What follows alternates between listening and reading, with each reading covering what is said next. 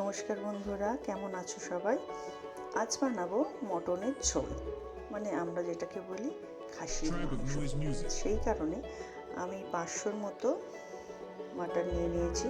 এটাকে গরম জলে ভালো করে ধুয়ে নিয়েছি। গরম জলে ভালো করে ধুলে নাকি মাংস খুব নরম হয়, এটা মা দিদাদের কাছ থেকে শুনেছি। আর নিয়েছি কি টক দই, ধনে গুঁড়ো, জিরে গুঁড়ো, ঝাল লঙ্কা, হলুদ গুঁড়ো, আদা রসুনের পেস্ট। প্রথমে আমি এইগুলোকে খুব ভালো করে মিক্সড করে আধ ঘন্টার মতো রেখে দেব। তারপর আমি এটাকে রান্না করব। মাখানো হয়ে গেছে। এবার এতে একটু হলুদ কম লাগছে, ঠিক আছে। যখন রান্না করব কড়াই দেব তখন আমি একটু হলুদ দিয়ে দেবো। আর আমার মেইন উদ্দেশ্য হলো যে আমি তো বাড়িতে খুব কম তেল খাই, তো কম তেলে কিভাবে এই রান্নাটা করা যায় সেটা আপনাদের দেখানোর জন্য, ঠিক আছে। রান্নাটা হয়ে গেছে, আমি ম্যারিনেট করে রেখেছিলাম, বুঝতে পারছো। এবার আমি কি করব, এখানে গোটা গরম মশলা ফোড়ন দেব। তেজপাতা, লঙ্কা, দালচিনি, এলাচ,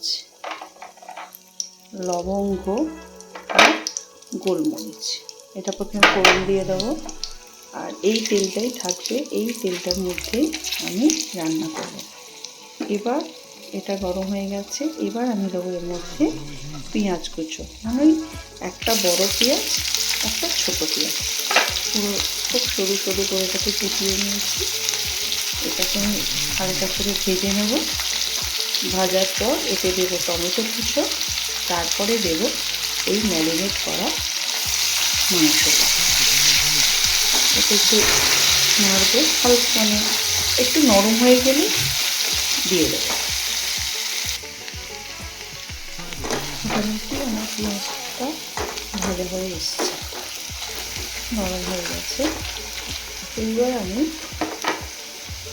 একটা ছোটো টমেটো দিয়েছি, কারণ ওতে তো দই মাখানো আছে, বেশি টমেটো দিলে টক হয়ে যাবে, খাওয়া যাবে না।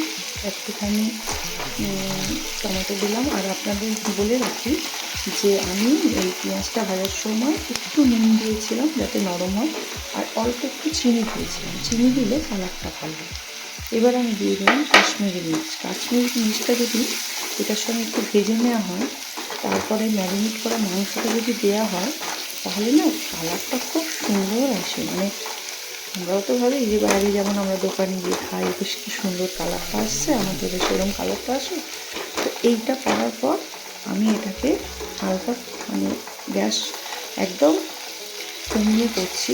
এবার এটাকে আমি ঢাকা দিয়ে দেবো, দিয়ে 2 মিনিট একটুখানি ফুটতে দেবো যাতে আরও গলে যায় টমেটোগুলো। এবার ঢাকনাটা খুলে দেখি কতটা হয়েছে। অনেকটাই সেদ্ধ হয়ে গেছে টমেটো আর পেঁয়াজগুলো। বলছি ঢাকনা দিয়ে 2 মিনিট রেখে দিয়েছিলাম। এইবার সেদ্ধই হয়ে গেছে, সেদ্ধই হয়ে গেছে প্রায়।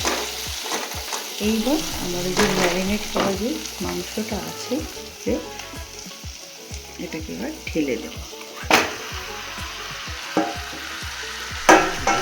ঢেলে দিয়ে একটু হাই ফ্লেম করে দেবো, কারণ এতে দই আছে তো, মানে দইটা না ফেটে ফেটে এটা কেমন হয়ে যায়। একটু হাই ফ্লেমে করে দিলে ভালো হবে। এই একই প্রবলেম, হাতে ধরে আছি এক হাতে, তাই নাড়াতে একটু অসুবিধা হচ্ছে। এই মাংসটা 500 গ্রাম আছে, সেই মতো আমি মশলাপাতি আপনাদের বলে দিয়েছি কতটা করে দিয়েছি। খুবই কম মশলাপাতি, দেখতে পাচ্ছেন। এবার এইভাবে এটাকে একটু নেড়ে দিয়ে ঢাকা দিয়ে দেবো। খুলি, তখন মনে হচ্ছিল হলুদটা কম হয়েছে, কিন্তু এখন দেখছি না ঠিকই আছে। তুলে দেখি কীরকম হয়েছে। দেখুন কত জল বেরিয়েছে আর কীভাবে তেলগুলো বেরিয়ে এসছে। হ্যাঁ, আমি এর আগে আমার বলা হয়নি যে আমি কিন্তু ঢাকনা দেওয়ার আগে একটু নুন দিয়ে দিয়েছিলাম এতে, ঠিক আছে। এইভাবে এটা ফুটবে। এই জলটা পুরো শুকিয়ে গেলে, যে জলটা আছে পুরো শুকিয়ে গেলে, তারপর এটা আমি কুকারে দিয়ে 2টো স্টিম দিয়ে নেব, তাহলেই আমার মাংস রেডি হয়ে যাবে। এখন আমি ফ্লেমটা একটু জোরে করে দিচ্ছি, কারণ অনেকটা জল বেরিয়েছে তো, একটু জোরে করে দিলে জলটা একটু শুকিয়ে যাবে আর মাংসটা একটু কষা কষা মতো হয়ে যাবে, দিলে তারপরে কুকারে দিলে ভালো হবে। দেখতেই পাচ্ছেন কত তেল বেরিয়েছে, ফুটছে মোটামুটি, দেখতে পাচ্ছ তেল পুরো বেরিয়ে এসছে। এটা আরও শুকনো হবে, একদম শুকনো হয়ে একটু এখানে গ্রেভি থাকবে না, পুরো শুকিয়ে যাবে। তখন আমি একটু গরম জল দেব, দিয়ে আমি কড়াই বসিয়ে দেবো। আর একটু হবে, এটা আর একটু। দেখো বন্ধুরা, পুরো মাংসটা কষা হয়ে গেছে, পুরো তেল ছেড়ে দিয়েছে একদম। এবার এটাকে আমি নিয়ে প্রেশার কুকারে ঢেলে দেব। হাতে তো ফোনটা ধরে আছে, তাই ফোনটাকে রেখে প্রেশার কুকারে ঢেলে তারপর আবার দেখাচ্ছি। প্রেশার কুকারে ঢেলে দিলাম।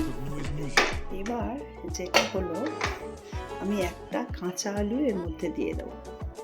মাটন হবে অথচ মাটনের আলু থাকবে না, এটা তো হয় না। তো একটু জল দিলাম, যেহেতু আমি ঝোল করবো, এর পরিমাণ মতো আপনারা কতটা জল খাবেন সেই উপর ডিপেন্ড করে কিন্তু এই ঝোলটা হবে, ঠিক আছে।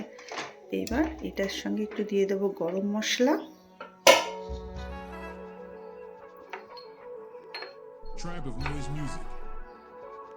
একটু গরম মশলা দিয়ে দিচ্ছি, দিয়ে এটা নাড়িয়ে মুখটা আটকে দেবো, দুটো স্টিম দেবো, দিয়ে আমি নামিয়ে নেবো। নিয়ে তারপরে আপনাদের দেখাচ্ছি কেমন হয়েছে কুকটা। কুকারটা খুললাম, দেখুন মাটনটা কেমন দেখতে হয়েছে।